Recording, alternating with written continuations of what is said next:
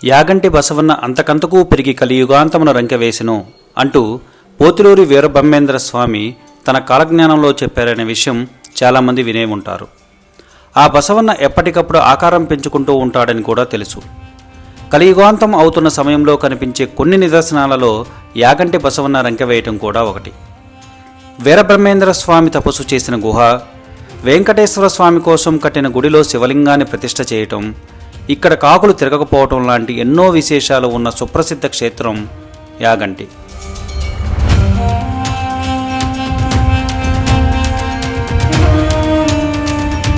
భారతదేశంలో ఆంధ్రప్రదేశ్ రాష్ట్రంలోని నంద్యాల జిల్లాలో శ్రీ బ్రహ్మంగారు నివసించిన బనగానపల్లి పట్టణానికి సమీపంలో ఉన్న పుణ్యక్షేత్రమే యాగంటి. ఆహ్లాదకరమైన ప్రకృతి సౌందర్యంతో పరవశింపచేసే పుణ్యక్షేత్రాలలో యాగంటి ఒకటి.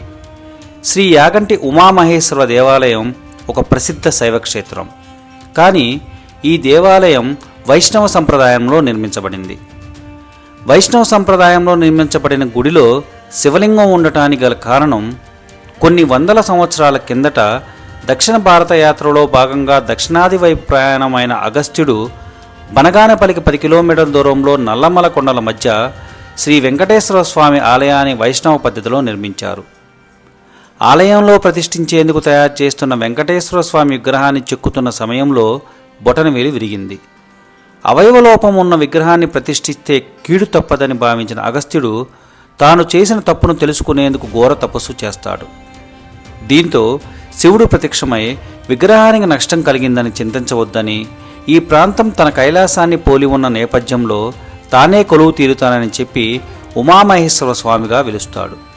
దీంతో అగస్త్యుడు వెంకటేశ్వర స్వామి విగ్రహాన్ని ఆలయం పక్కనే ఉన్న ఓ కొండ గుహలో పెట్టి ఉమామహేశ్వర స్వామి విగ్రహాన్ని ఆలయంలో ప్రతిష్ఠిస్తాడు.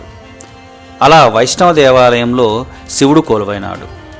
ఈ విగ్రహాన్ని ప్రతిష్ఠించిన కొన్ని రోజుల తర్వాత చిన్న నంది విగ్రహం స్వయంగా వెలిచినట్లు స్థల పురాణం చెబుతుంది. ఇక్కడ ప్రతిష్ఠించిన నంది విగ్రహం అంతకంతకు పెరుగుతూ ఉంటుంది. ఈ ఆలయంలో నంది విగ్రహం పెరుగుతుందా అనే విషయం ఎన్నో సందేహాలు ఉన్నాయి. కొన్ని ఏళ్ల కిందట ఈ నంది విగ్రహం చాలా చిన్నగా ఉండేదట. భక్తులు దాని చుట్టూ ప్రదక్షిణలు కూడా చేసేవారని చెబుతుంటారు. ఇప్పుడు ఆ నంది విగ్రహం సైజు పెరగటం వల్ల ప్రదక్షిణలు సాధ్యం కావటం లేదని అంటారు. అయితే నంది సైజు పెరగటం నిజమే. భారత పురావస్తు విభాగం అధికారులు జరిపిన పరిశోధనలో పలు ఆసక్తికర విషయాలు తెలిసాయి. 20 సంవత్సరాలకు నంది విగ్రహం 1 అంగుళం పెరుగుతుంది అని వారు నిర్ధారించారు.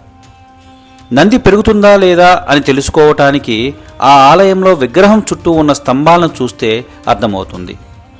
నంది విగ్రహం పెరిగి స్తంభం కిందకి చొచ్చుకొని పోయిన విషయాన్ని గమనించవచ్చు. అయితే దీని వెనక ఓ శాస్త్రీయ కారణం కూడా ఉంది. అది తెలుసుకోవాలంటే ముందుగా యూరోప్లోని రోమేనియాలో ఎదిగే రాళ్ళు గురించి తప్పకుండా తెలుసుకోవాల్సిందే.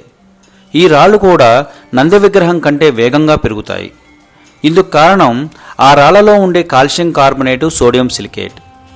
రాళ్లపైన వర్షం పడగానే రసాయనిక చర్య జరిగి రాళ్ల మధ్య చిన్న చిన్న ఖాళీలు ఏర్పడతాయి. ఒత్తిడి వల్ల రాళ్లు క్రమేణా ఎదుగుతాయి. రొమేనియా రాళ్లలో ఉన్న కాల్షియం కార్బోనేటు, సోడియం సిలికేట్లు యాగంటి నంది విగ్రహంలో కూడా ఉన్నాయి.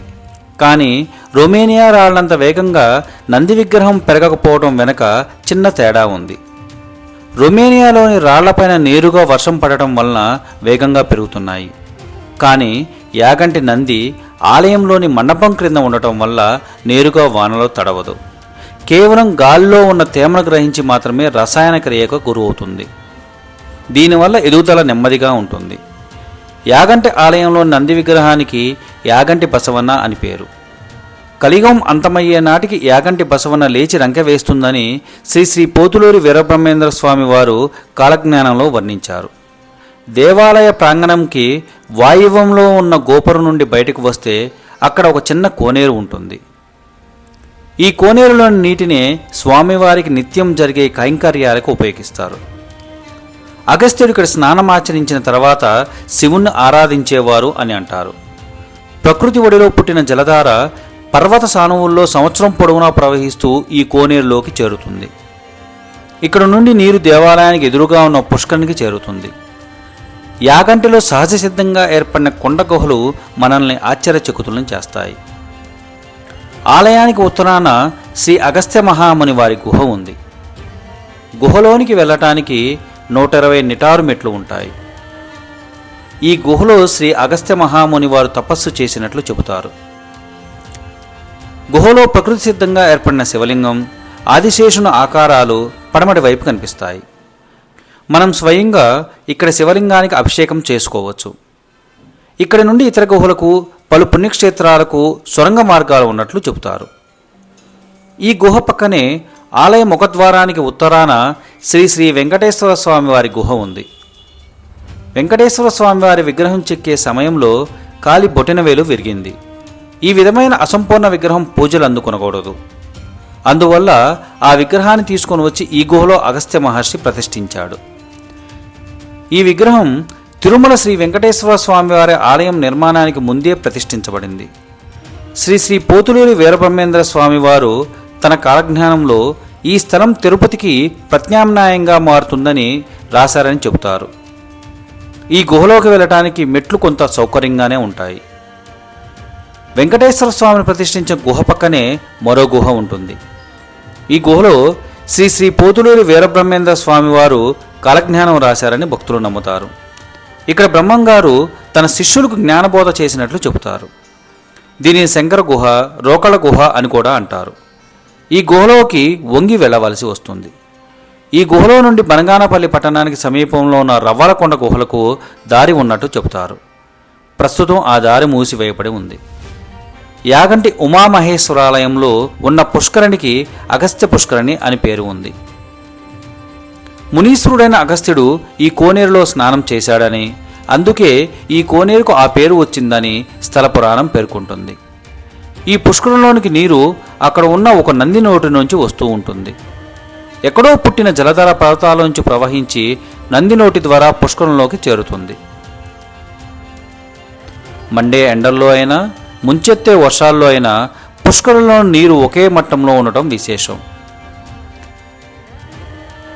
ఈ పుష్కరిలోని నీటికి ఔషధ గుణాలు ఉన్నాయని చెబుతారు. ఇందులో స్నానమాచరిస్తే సర్వరోగాలు నయమవుతాయని భక్తుల నమ్మకం. ఆంధ్రప్రదేశ్లో కోటప్పకొండ లాంటి శైవ క్షేత్రాల్లో కాకులు కనిపించవు. యాగంటి క్షేత్రంలో కూడా కాకులు కనిపించవు. దీనికి సంబంధించి కూడా ఒక కథ ఇక్కడ ప్రచారంలో ఉంది. పూర్వం ఈ ప్రాంతాన్ని దర్శించిన అగస్త్యుడు విగ్రహం బొటనవేలు విరగటం వెనుక తన లోపాన్ని తెలుసుకోవటానికి తపస్సు చేశాడనే సంగతి తెలిసిందే.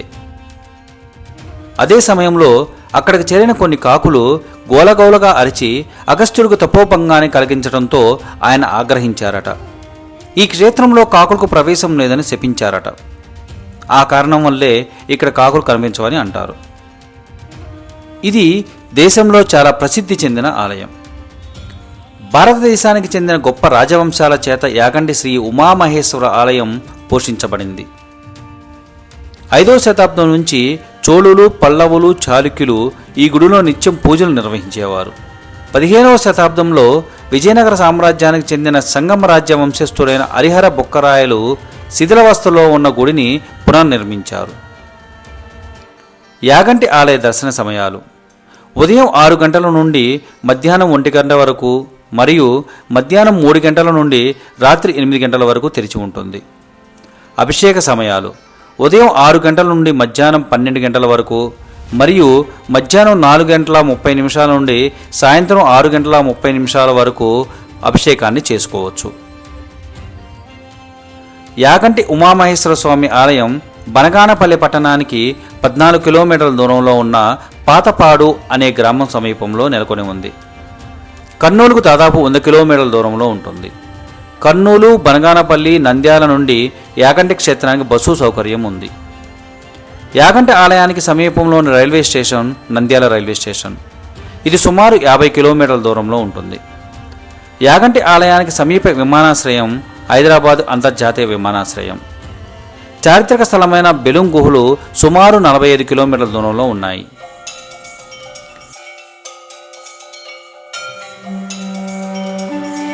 ఈ వీడియో కనుక మీకు నచ్చినట్లయితే లైక్ చేయండి, షేర్ చేయండి. మరిన్ని వీడియోస్ కోసం సబ్స్క్రైబ్ చేసుకోండి. నోటిఫికేషన్స్ కోసం బెల్ ఐకాన్ని ప్రెస్ చేయండి.